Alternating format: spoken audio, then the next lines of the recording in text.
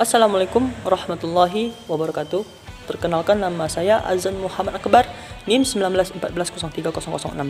Pada kesempatan kali ini dalam mata kuliah Manajemen Lembaga Pendidikan Islam dengan topik pembahasan materi ke-9 yang berjudul Pengorganisasian dalam Lembaga Pendidikan Islam, dan mendapatkan materi yaitu tentang sentralisasi, desentralisasi, serta perbedaan antara sentralisasi dan desentralisasi. Yang pertama itu adalah sentralisasi. Seperti yang kita ketahui bahwasanya sentralisasi merupakan bentuk suatu pengambilan keputusan dalam organisasi yang mana keputusannya itu hanya terpusat atau tergantung kepada top manajemen atau pimpinan pusatnya. Maksudnya, para anggota ataupun karyawan hanya diberikan atau mengerjakan tugas yang telah diinstruksikan oleh top manajemen atau pimpinan pusat, serta tidak diberi wewenang dalam ikut andil dalam memutuskan suatu keputusan. Yang kedua yaitu desentralisasi.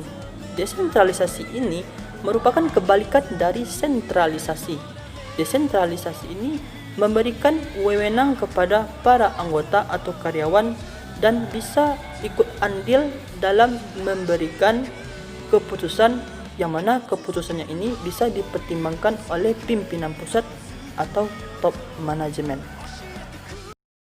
Sedangkan kelebihan-kelebihan yang dapat kita terapkan dalam menerapkan bentuk sistem sentralisasi dan juga desentralisasi ini yaitu, kalau sentralisasi ini, yang pertama, totalitarisme dari penyelenggaraan sistem pendidikan di Indonesia. Yang kedua, adanya bentuk keseragaman dari pola pembudayaan masyarakat.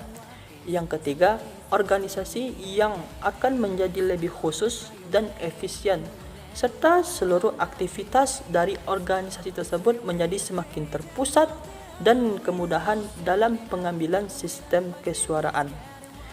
Yang keempat, pengembangan serta perencanaan dari beragam organisasi yang akan lebih terintegrasi. Dan terakhir, pengurangan dari adanya redundancies yang menyertakan fasilitas dan aset alin yang berpengaruh di dalam aset yang kita gunakan secara bersamaan tanpa harus menyediakan aset yang sama walaupun untuk pekerjaan yang berbeda-beda. Sedangkan untuk desentralisasi, yang pertama itu pendidikan dan pengajaran dapat disesuaikan dengan dan memenuhi kebutuhan masyarakat setempat. Selanjutnya, kemungkinan adanya persaingan yang sehat di antara daerah atau wilayah, sehingga masing-masing berlomba-lomba untuk menyelenggarakan akan sekolah dan pendidikan yang baik.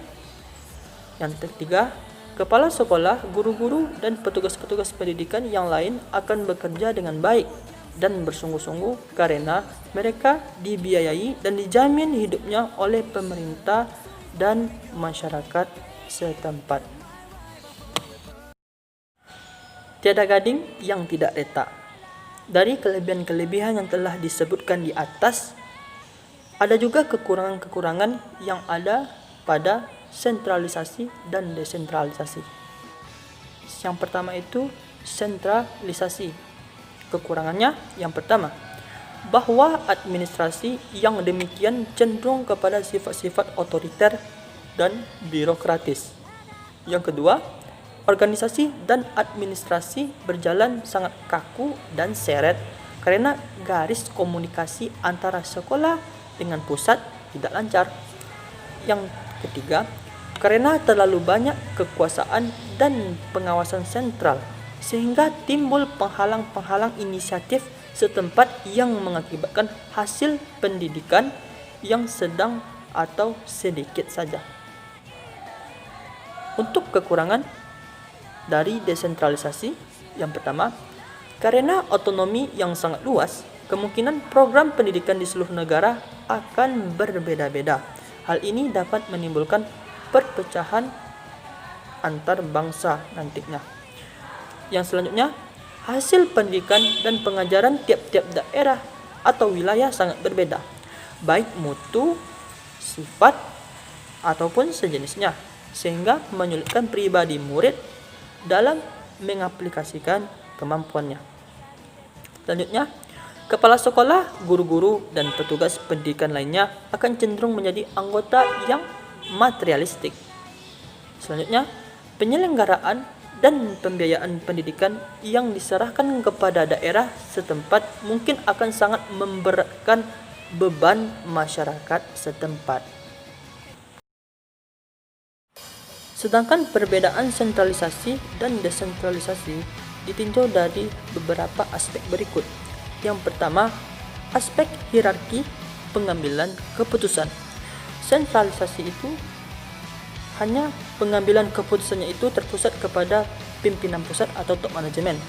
Sedangkan dalam desentralisasi, pengambilan keputusan itu tidak bergantung saja kepada top manajemen atau pimpinan pusat. Para anggota diberikan juga wewenang atau keleluasaan dalam memberikan usulan-usulan dalam pengambilan keputusan, dan usulan-usulan tersebut bisa dipertimbangkan lagi oleh top manajemen apakah usulan tersebut bisa diterima atau tidak. Yang kedua,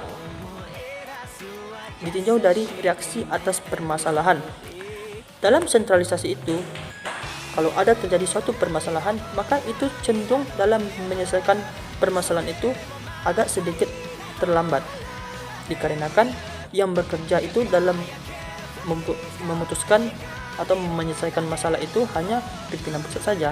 Sedangkan dalam desentralisasi itu cenderung dalam penyelesaian masalah itu sangat cepat, dikarenakan seluruh anggota, baik itu pimpinan pusat ataupun karyawan, mereka bekerja sama dalam menyelesaikan permasalahan-permasalahan yang melanda dalam suatu instansinya.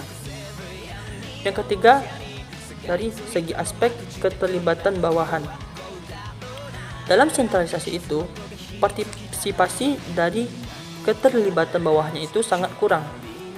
Karena yang di atas tadi, sentralisasi itu hanya pengambilan keputusan itu ditentukan oleh pimpinan pusat.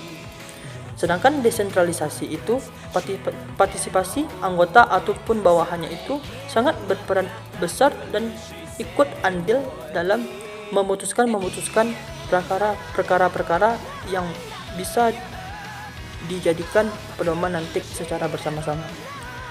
Yang keempat, dalam segi bentuk koordinasinya, sentralisasi itu cenderung kepada otoriter atau birokratis, sedangkan desentralisasi itu kepada simplitis atau bisa juga dengan jalan musyawarah dalam menyelesaikan masalahnya.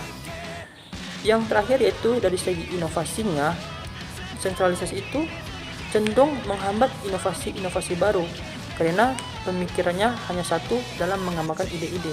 Sedangkan dalam desentralisasi itu inovasinya itu bisa mendorong kreativitas dari para anggotanya untuk bisa memberikan perubahan-perubahan yang ada nanti pada instansi atau kelembagaan pendidikan itu. Mungkin itu yang dapat saya sampaikan pada materi kesempatan kali ini. Salah dan janggal dan mohon maaf.